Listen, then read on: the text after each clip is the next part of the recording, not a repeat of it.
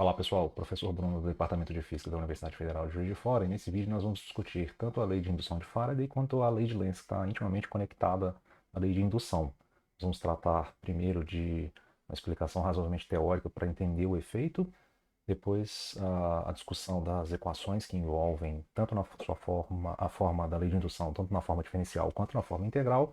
Por fim, nós vamos tratar de um exemplo. Como sempre, não se esqueça, eu separo o vídeo por capítulos, às vezes ele fica um pouquinho longo, então você consegue assistir um pedaço e o outro, basta olhar ali na descrição do vídeo. E todas as referências também de imagens, etc., estão lá nas referências. Dê uma conferida. Nosso ponto de partida, então, a gente precisa entender alguns efeitos aqui. A gente já conhece isso, mas vamos só fazer uma breve revisão. A ideia é a seguinte, olha, suponha que nós tenhamos dois ímãs, um de frente para o outro. Vou colocar dois ímãs aqui assim, eu vou chamar de polos, digamos, 1 e 2. Quando nós colocamos polos, os mesmos polos, um direcionados para o outro, nós temos um efeito de repulsão. Eu gostaria de entender qual que é a notação vetorial para que a gente, já que a gente descreve o nosso campo magnético usando vetores, né, para dizer que tem repulsão. Então, nesse caso, a gente sabe que as linhas de campo são fechadas, né, então elas vêm e voltam. Então, nesse caso, nós teríamos linhas de campo magnético apontado. Então, nesse sentido, eu vou chamar esse campo magnético do primeiro ímã, vamos chamar de ímã A, por exemplo. E aqui campo magnético de um segundo ímã, então elas estão saindo, né, do polo 2 e chegando no polo 1. Vou chamar esse ímã aqui de B, por exemplo. Então aqui seria o campo magnético do campo B. Então quando eu tenho setas apontadas em sentidos opostos de campo magnético, esses dois ímãs se repelem.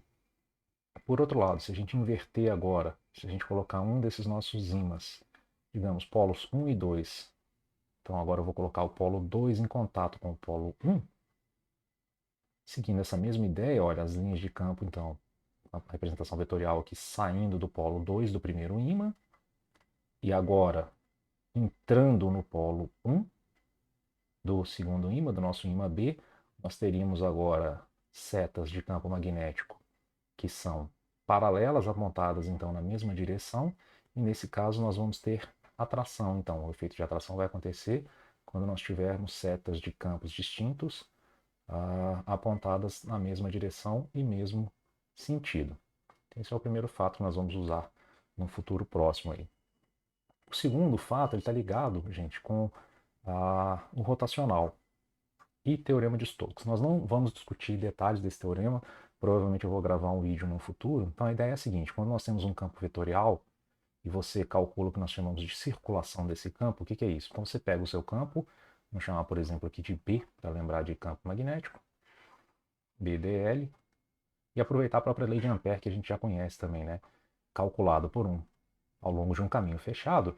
Esse caminho fechado ele delimita uma superfície, que nós chamamos de S, e isso é exatamente igual ao rotacional desse campo magnético. B, produto escalar com ds. Isso que implica, na verdade, se nós agora conectarmos esse teorema puramente matemático, né, com a própria lei de Ampère, nós sabemos que isso é m0i, e sendo I a corrente que atravessa aquela nossa superfície. E isso pode ser, por sua vez, escrito como uma integral de fluxo, ou fluxo, né, de uma densidade de corrente J.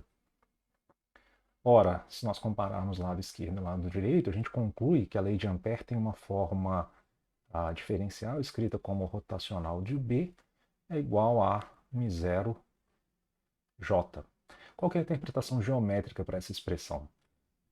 Lembrando lá do nosso, por exemplo, se a gente usar aquele caso típico que nós temos um fio portando corrente, o nosso J estaria aqui assim, olha, lá dentro do fio, e seguindo aquela regra usual que é comumente chamada na literatura, né, de regra da mão direita, o que nós temos é um campo magnético que circula ao redor do J.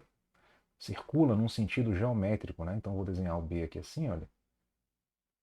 Essas setas então atravessando, circulando aqui num plano perpendicular ao J.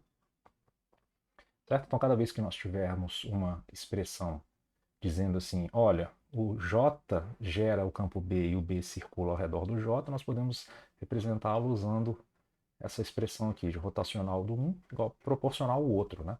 Se nós, vamos ver um exemplo agora.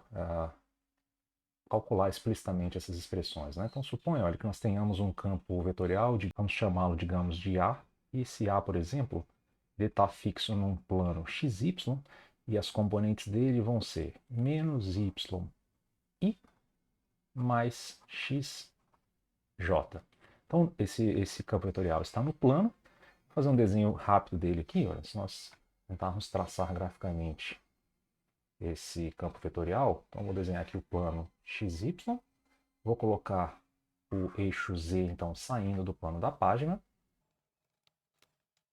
Se nós tentarmos agora desenhar esse campo A, vejamos, olha, sobre o eixo X, quando a componente Y, o Y é zero, então a gente vai ter sobre o eixo X um campo que cresce apontado na direção J. Tá? Então, paralelo aqui ao eixo Y.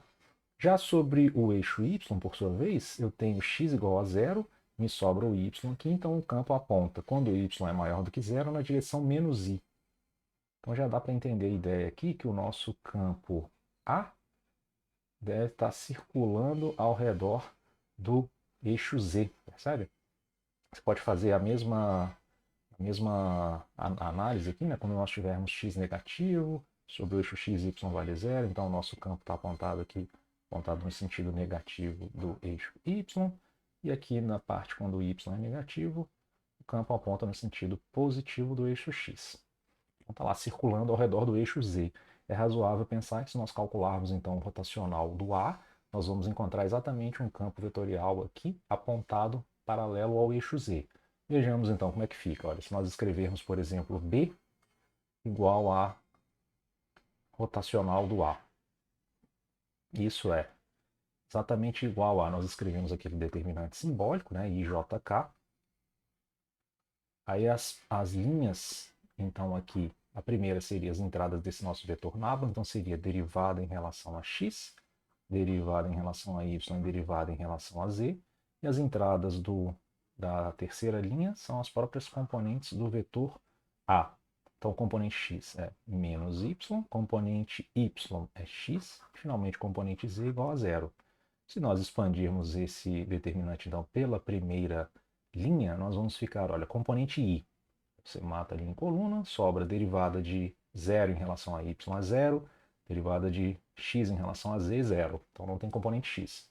Componente y, matamos então a linha e a coluna correspondente, ficamos com derivada de zero em relação a x, menos derivada de menos y em relação derivada de menos y em relação a z, dá zero.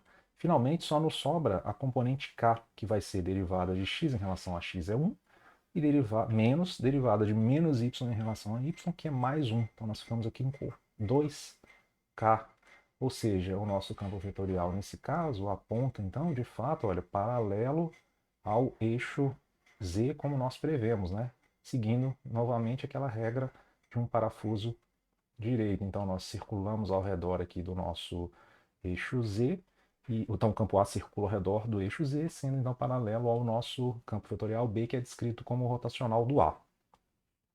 Perfeito. Com esses fatos em mãos agora, o que nós vamos fazer? Vamos entender aqui, primeiro, fisicamente, qual que é a origem da nossa lei de indução, né? Imagina, nós já conhecemos, imagina que você pega um pedaço de metal. Vamos tentar avaliar qual que é a origem física, então, da lei de indução. Suponha que nós pegamos um pedaço de metal, por exemplo, vou desenhar aqui com essa cor, e nós fazemos com que esse metal atravesse uma região que tenha campo magnético. Mais ainda, olha, eu vou conectar esse metal com um amperímetro, só para eu tentar medir caso apareça alguma corrente aqui. Esse aqui eu vou chamar de campo B. Nós já sabemos que quando nós temos cargas livres aqui no nosso metal, e nós sabemos que quando essas cargas atravessam essa região de campo magnético com uma certa velocidade, elas sentem força magnética, dado por Q V vezes B. Ora, se suas cargas estão lá livres no metal e sentem uma força, elas vão se deslocar. Se a carga deslocando, na verdade, nada mais é do que o próprio corrente. Então, tecnicamente, o efeito de indução nada mais é do que a carga sentindo uma força. É claro que você, esperto, você poderia pensar, ah, não, mas se eu olhar esse efeito agora no referencial da própria barra, a velocidade lá é zero, e aí, mas ainda assim eu vou ter corrente, então você consegue entender que tem um certo caráter relativístico, né, no campo eletromagnético. Então você troca de referencial, um campo vira o outro e vice-versa. De primeira, o nosso primeiro exemplo aqui para tentar discutir a origem da descrição matemática da lei de indução, a gente não vai pensar em troca de referência, a gente vai usar de fato um ímã se deslocando. Mas depois nós vamos tratar também, a gente vai tentar evitar movimentos para você não usar esse contra-argumento. Então, já entendendo agora esse efeito, olha, que nada mais é do que essa carga se deslocando na presença de campo, o que nós vamos fazer vai ser o seguinte: vamos considerar a seguinte imagem. Ela trata então de dois experimentos diferentes, então eu vou chamar esse primeiro eu vou chamar de 1, esse segundo eu vou chamar de 2. Eu coloquei aqui uma seta do tempo para você entender o que está acontecendo. Então no primeiro caso, olha, nós temos um ímã e aqui um anel de alumínio que ele não sente o efeito de atração magnética, né, atração-repulsão. E o que nós fazemos é, nós aproximamos esse ímã na direção daquele anel de alumínio. E quando nós empurramos esse ímã lá para dentro, ele é empurrado. Olha, dá para ver aqui na terceira imagem, quando ele é defletido, né? E esse efeito só acontece quando o ímã é colocado, né? Então quando você tem o ímã se deslocando na presença desse nosso anel de alumínio. E o efeito, e o segundo experimento, olha, acontece quando nós colocamos o ímã lá dentro, então não tem atração nem repulsão, nada, e nós retiramos o ímã. E aí dá para ver explicitamente também que ele é atraído pelo ímã durante essa retirada do ímã lá de dentro. Então vejamos qual vai ser a descrição correspondente aqui. Olha. Nesse primeiro caso, vamos supor que o nosso ímã esteja aqui assim, com o campo magnético, linhas de campo então, saindo do nosso ímã. Esse aqui vai ser o nosso B. Vou desenhar o nosso anel de alumínio aqui. E aí eu aproximo o campo, o ímã. Então veja, nesse caso, quando o ímã está a uma certa distância, o campo que atravessa o nosso anel, ele tem uma certa intensidade, apontado para cá. E aí quando eu aproximo o meu ímã, o campo que atravessa o anel, ele fica mais intenso, né? Então o ímã chegou mais perto aqui, quando ele se deslocou. Então o campo ficou mais intenso. Eu vou tentar desenhar uma seta um pouquinho mais grossa para dizer que o campo que está atravessando o nosso anel é mais intenso quando o ímã está mais perto aqui do nosso anel de alumínio.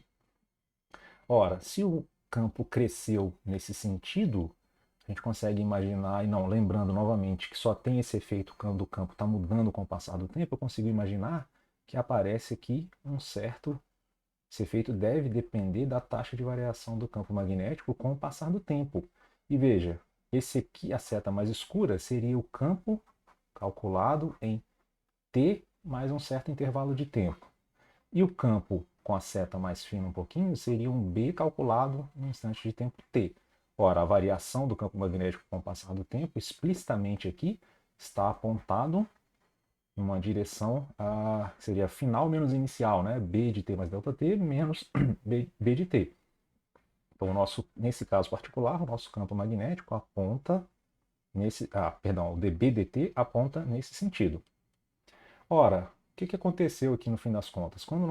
Para que tivesse repulsão, então lembra lá da nossa primeira parte da discussão aqui, eu devo ter conseguido induzir uma corrente nesse anel, de forma que essa corrente gera um campo magnético que é repelido pelo campo magnético do ímã. Ora, para onde deveria apontar essa corrente, então, que foi induzida por esse dB/dt? Essa corrente ela deveria apontar nesse sentido aqui. Porque quando a gente faz vamos chamar essa corrente de induzida, quando nós colocamos essa corrente nesse sentido maior do que zero, ela gera um campo magnético que circula aqui ao redor da corrente, né? Então o campo magnético induzido ele estaria apontando para cá, gerado por essa corrente induzida. Esse campo magnético, olha, ele tem sentido oposto àquela seta do campo magnético do ímã que se aproximou e acontece o efeito de repulsão. Aí agora você poderia se perguntar, bom, mas as cargas estavam paradas aqui no meu anel de alumínio. O que poderia ter gerado uma corrente? A gente consegue gerar corrente quando nós aplicamos campo elétrico sobre as nossas cargas, já que elas estavam paradas, né? A única explicação poderia ser que apareceu um campo elétrico que empurrou essas cargas gerando essa corrente. E para onde aponta esse campo elétrico? A gente poderia desenhá-lo aqui embaixo, olha. Dá para ver explicitamente que o campo magnético, nesse caso, ele vai circular ao redor do campo dB/dt. Só que agora, olha, o efeito aqui não é de seguindo uma regra de um parafuso direito, né? Ele está seguindo uma regra de um parafuso esquerdo. Percebem? Se a gente tentasse desenhar esse mesmo efeito olhando de frente, olha, seria alguma coisa desse tipo aqui assim. Tá aqui o nosso anel de alumínio, o campo dB/dt estaria saindo do nosso plano da página e o campo E estaria aqui assim, olha.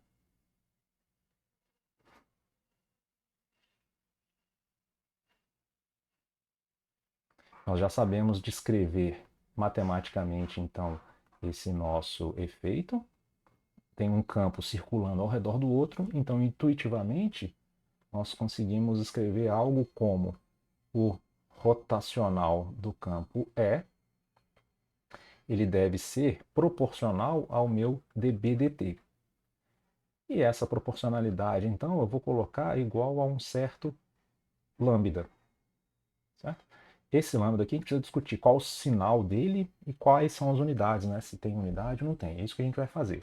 Antes só, a gente poderia fazer a análise exatamente a mesma para o exemplo 2, que acontece quando você puxa o ímã, você vai concluir que tem um campo magnético apontado, variando com o tempo, apontado em um certo sentido, você induz uma corrente e a descrição vai ser exatamente a mesma. Então essa fica como exercício para você tentar sentir mesmo, tocar o problema. Então faça a mesma análise que a gente fez para o primeiro exemplo aqui, para esse segundo. Antes, então, antes de avançar, vamos fazer uma análise sobre esse lambda. Olha. O que acontece com quais devem ser as unidades dessa grandeza e o sinal.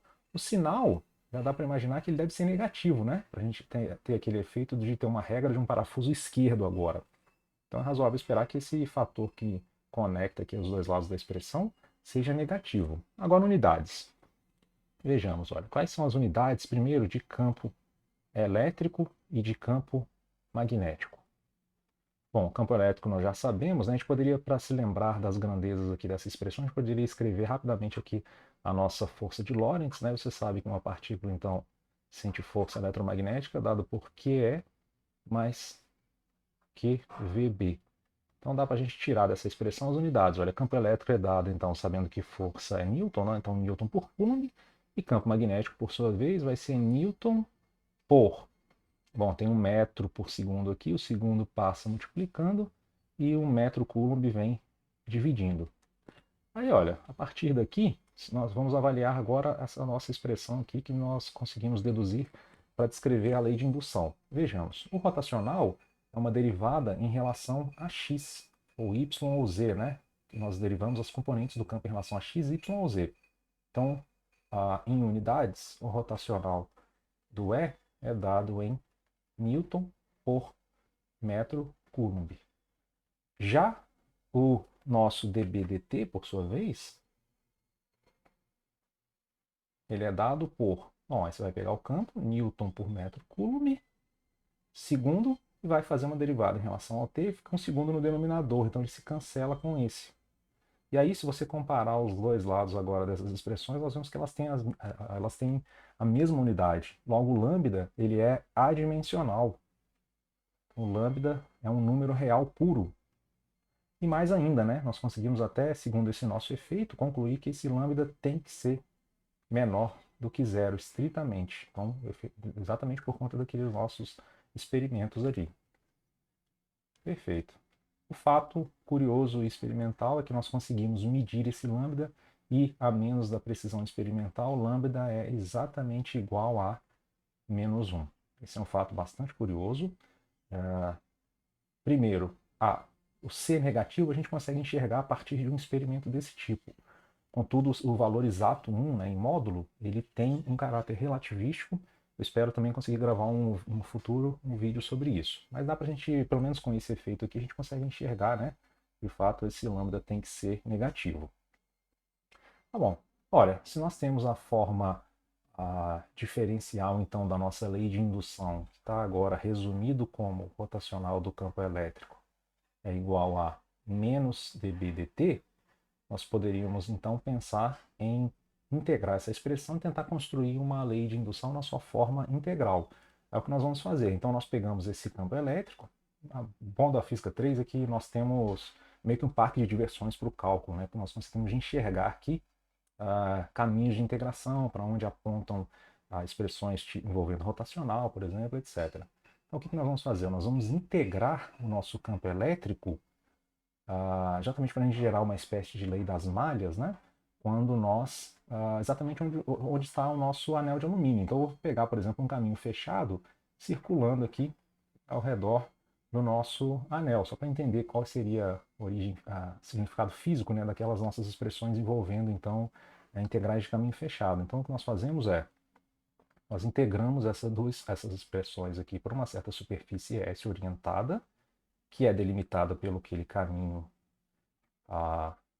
fechado, que é que coincide onde está o nosso anel de alumínio, e isso vai ser igual a menos, então, integral de superfície, que é o fluxo, né, do nosso dB dt, produto escalar com ds. Se nós usarmos, então, o teorema de Stokes, isso aqui vira a circulação do próprio E ao longo daquele caminho fechado que delimita essa nossa superfície, e isso aqui é o que nós chamamos de força eletromotriz. Então, a força eletromotriz induzida ela é dada exatamente por menos o fluxo do dB dt por aquela superfície fechada delimitada pelo caminho fechado que nós usamos para integrar o campo elétrico. Certo? Então, assim, conseguimos uma forma integral da lei de indução. Vejamos agora, então, um experimento para tentar entender fisicamente como se dá essa lei de indução. Nós vamos usar, mais uma vez, uma certa figura. Nós temos agora, mais uma vez, uma sequência com dois experimentos. Eu vou descrever o setup aqui e depois a descrição, né, para a gente ver o que acontece. Olha, nesse primeiro caso, nós temos uma bobina toroidal. Ela está representada aqui por essa parte do nosso desenho. Então aqui tem um símbolo que em desenho técnico significa simetria de rotação, né? Um tracinho curto com um tracinho mais longo, tracinho curto, tracinho longo. Então você consegue enxergar aqui que essas seriam as seções retas da nossa bobina toroidal.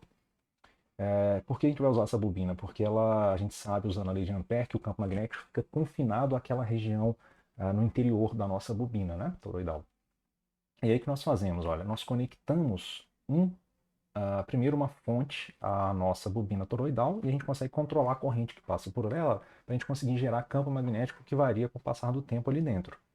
Depois nós pegamos uma outra espira, está representada então por esses anéis maiores aqui, que eu chamei de A e de B, né? Então seriam os nossos experimentos aqui, então, A e B. E reparem só, essa bobina aqui, que está conectada a um amperímetro, seria esse nossa espira representada aqui por esse círculo laranja.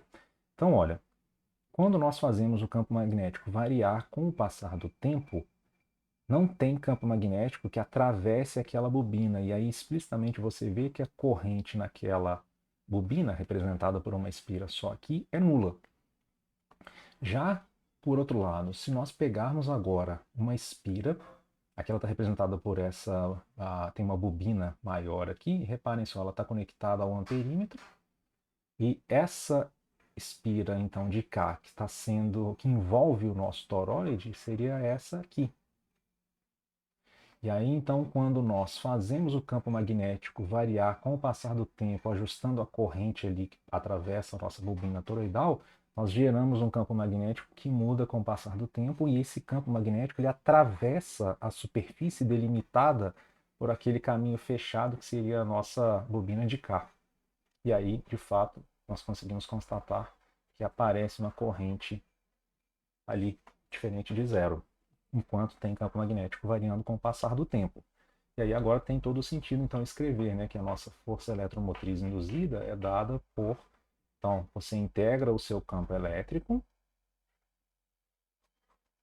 ele por um certo caminho fechado, e isso vai ser exatamente igual a menos A fluxo do nosso campo magnético com o passar do tempo, ds. E fica muito nítido que esse campo magnético, mudando com o passar do tempo, ele tem que atravessar aquele caminho fechado, delimitado pelo lado esquerdo aqui da nossa lei de indução, né? Senão simplesmente não tem o efeito de indução.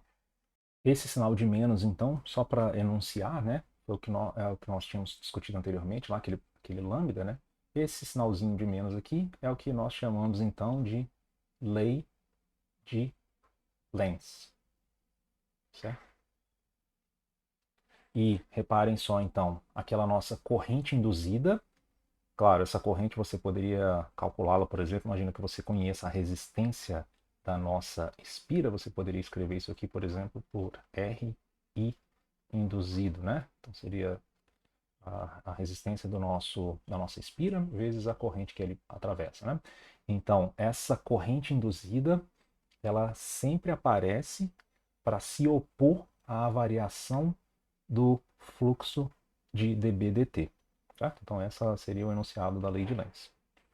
O último comentário técnico que a gente deveria fazer sobre a lei de indução é fixado, então, um caminho fechado, que eu vou chamar aqui de ds, então, que delimita o nosso lado esquerdo, né? Nós temos lá a força eletromotriz, então, integral do campo elétrico por esse caminho fechado, ds igual a menos, então, dB dt produto escalar com ds. Mas você poderia se perguntar qual é essa superfície S delimitada por esse caminho fechado. A gente poderia ter, por exemplo, uma aqui assim, como se fosse, se a gente pensasse uma espira circular aqui, seria aquele plano delimitado pelo círculo, né? Ou você poderia pensar, por exemplo, que tem uma outra superfície fechada aqui assim, olha, como se você imagina que fosse um arame com água com detergente, você sopra aquela bolinha de sabão, digamos que nós tivéssemos outra superfície aqui assim, aí você poderia se perguntar qual é a superfície que nós vamos escolher para descrever a nossa lei de indução. A resposta é tanto faz. É isso que eu vou tentar mostrar aqui então nessa parte. Então, com esse caminho fechado, se nós orientarmos nesse sentido aqui, o nosso vetor normal a essa superfície aponta, então, perpendicular àquela superfície, apontado para cá. Eu vou chamar aqui a base da nossa superfície, vou chamar essa superfície então de uma S1.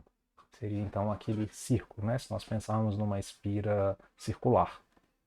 E agora, se a gente olhar para essa outra superfície, que seria aquela de a bolha de sabão inflada, né? Ela tem o mesmo caminho fechado, a delimitando, mas agora o vetor normal, localmente, por exemplo, nesse ponto, estaria apontado, digamos, para cá, né? Olha, esse aqui seria então o vetor normal, aquela superfície, e eu vou chamar essa superfície aqui de um S2. Ambas, tanto S1 quanto S2, são delimitadas pelo mesmo caminho fechado ds. Então, eu vou tentar mostrar que o lado direito aqui da nossa lei de indução é independente da superfície que nós escolhemos para delimitar esse caminho. Então, vejamos, olha. Eu vou escrever uma diferença aqui entre essas duas integrais. Deixa eu fazer assim, ó. dB dt, produto escalar com ds, por S1, menos a mesma integral do campo, calculada agora pela superfície S2. Se essa diferença for zero, nós concluímos que nós temos elas são iguais. Então, isso aqui, por sua vez, pode ser reescrito da seguinte maneira. Olha, eu vou escrever aqui superfície S1, dB dt, produto escalar com ds. Agora, essa superfície S2, ela é a mesma que uma superfície, eu vou chamar agora de S2, com uma barra em cima, desde que eu multiplique o meu vetor normal ds por menos 1. Então, se o vetor normal de S está apontado num sentido, por exemplo, nesse ponto para cá, o vetor normal à superfície S2 barra estaria apontado no sentido oposto. Então, essa expressão não pode ser reescrita, basta que a gente multiplique o nosso vetor normal, então, por menos 1. E aí nós ganhamos aqui, então, mais integral pela superfície S2 barra. Lembra que esse menos aqui ficou multiplicado pelo vetor normal à superfície. Então não estou mudando o valor da minha integral, só estou reescrevendo de forma diferente. Agora, se nós olharmos, olha, S1 unido com S2, então S1 unido com S2 barra, gera para a gente uma superfície fechada, né? E, por sua vez, essa superfície fechada ela delimita um volume. Seria, então, a tampa de baixo aqui com a superfície de fora. Então, a gente teria o direito de escrever isso aqui igual a integral por uma superfície fechada, que estou chamando aqui de dV, delimitando um volume, dessa nossa expressão dB dt, produto escalar com ds. E, usando agora o teorema de Gauss, aqui seria o teorema de Gauss, nós ficamos com integral pelo volume da nossa divergência de dB dt integrado naquele volume delimitado pela nossa superfície fechada, que é a união de S1 com S2 barra. Ó, mas a rotacional nada mais é, perdão, o divergente aqui nada mais é do que tomar derivadas parciais em relação a x, y e z das componentes x, y e z do nosso campo dB dt e somar. Ora, mas nosso campo é bem comportado, então significa que eu posso comutar a ordem das derivadas e finalmente nós poderíamos escrever então essa expressão como d dt do divergente de b dv. Mas sabemos que pela inexistência de monopolos magnéticos, então as nossas linhas de campo são sempre fechadas, né? Se a gente pegar qualquer superfície que delimita um volume, todas as linhas de campo que entram saem daquela superfície, indicando então que o nosso rotacional é sempre nulo do campo magnético. Essa nada mais é do que uma das equações de Maxwell para o campo magnético. E concluímos então finalmente que aquela diferença é igual a zero. Então, para arrematar aqui, fiz a diferença, encontrei que a diferença é zero, poderia então reescrever essa expressão dizendo que as duas são iguais. Isso mostra que a nossa lei de indução é independente da superfície que você escolhe, que é delimitada por aquele nosso caminho ds.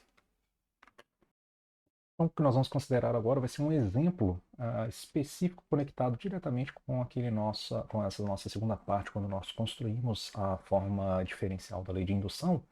Vamos tentar fazer um cálculo agora, né? Então, olha, a gente tem aquele nosso toroide, nós temos N espiras, né? Seção transversal retangular, nós temos então raio interno A, raio externo B, e a altura H está aqui indicada, né? Então nós temos lá a seção reta seria um retângulo com lados B menos A e a altura H.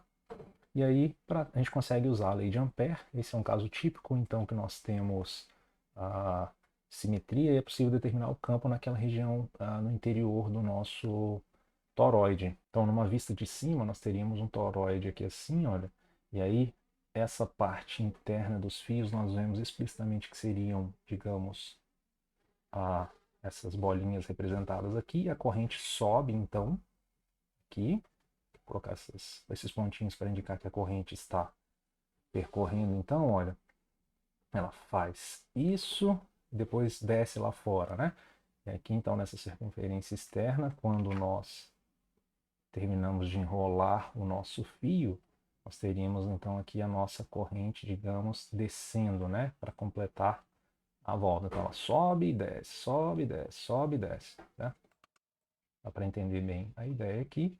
E nesse caso típico, nós sabemos que temos então um campo que circula aqui dentro, confinado à região da nossa bobina toroidal. O campo, nesse caso, ele tem a seguinte estrutura, ele deve ser dado por uma certa função que eu vou chamar de B.